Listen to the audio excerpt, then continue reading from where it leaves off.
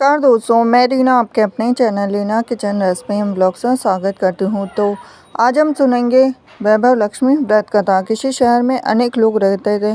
सभी अपने अपने कामों में लगे रहते थे। किसी को किसी की परवाह नहीं थी। भजन कीर्तन, भक्ति भाव, दया माया, परोपकार जैसे संस्कार कम हो गए थे।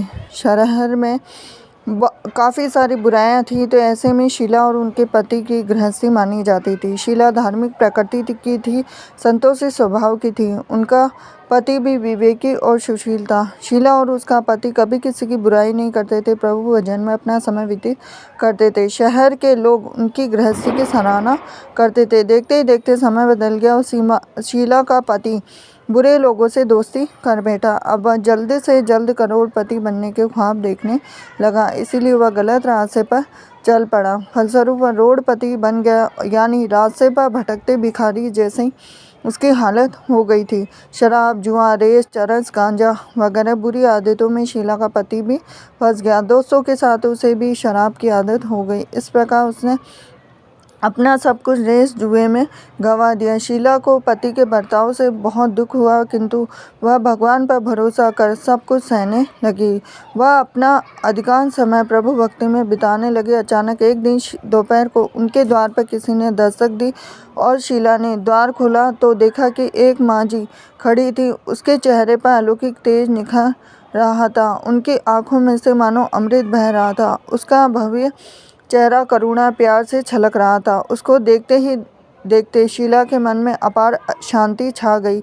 शीला के रोम रोम में आनंद छा गया। शीला उस माँजी को आदर के साथ घर में ले आई। घर में बिठाने के लिए कुछ भी नहीं था। शीला ने सकुचा के फटी हुई चादर पर उसको बिठाया। माँजी बोली, क्यों शीला, मुझे पहचाना नहीं?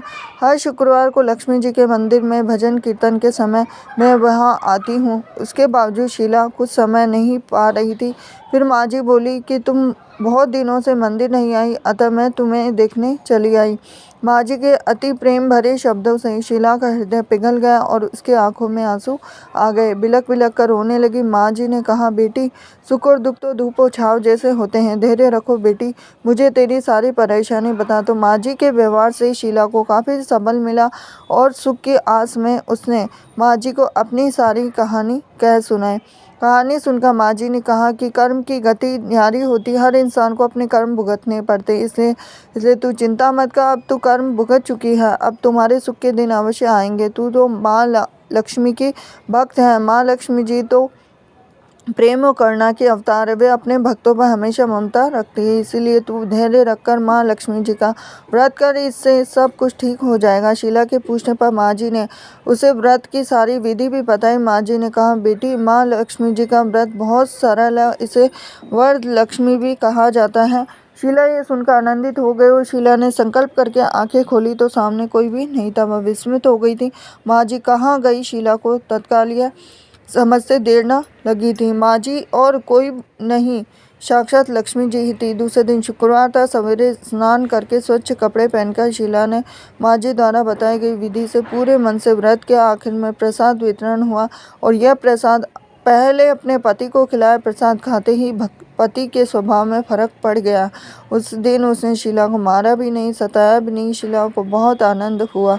उनके मन में वैभव लक्ष्मी व्रत की श्रद्धा बढ़ गई। शीला ने पूर्ण श्रद्धा भक्ति से 21 शुक्रवार तक वैभव लक्ष्मी व्रत किया और 21वें शुक्रवार को माँ जी के कहे मुताबिक उद्यापन विधि करके 7 स्त्रियों को वैभव लक्ष्मी व्रत की 7 पुस्तकें उपहार में दी। फिर माता जी के धन लक्ष्मी स्वरूप की छवि को वंदन करके भाव से मन ही मन प्रार्थना करने लगे कि हे माँ धनलक्ष्मी, मैंने आपका वैभव लक्ष्मी व्रत करने की मन्नत मांगी थी और वह आज पूर्ण किया है। माँ, मेरी हर विपत्ति दूर करो, हमारा सबका कल्याण करो। जिसे संतान न हो उसे संतान देना, सौभाग्यवती स्त्री का सौभाग्य अखंड रखना और कुंवारी लड़की को मन भवन पति देना। जो आपका यह चमत्कारी वैभव लक्ष्मी व्रत करे उसकी सब विपत्ति दूर रखना, सभी को सुखी करना। हे माँ, आपकी अपार महिमा है। ऐसा बोलकर लक्ष्मी जी के धन लक्ष्मी स्वरूप की छवि को प्रणाम किया। व्रत के प्रभाव से शीला का पति अच्छा आदमी बन गया और कड़ी मेहनत करके व्यवसाय करने लगा। तुरंत शीला के गिरवी रखे गहने छुड़ा लिए और घर में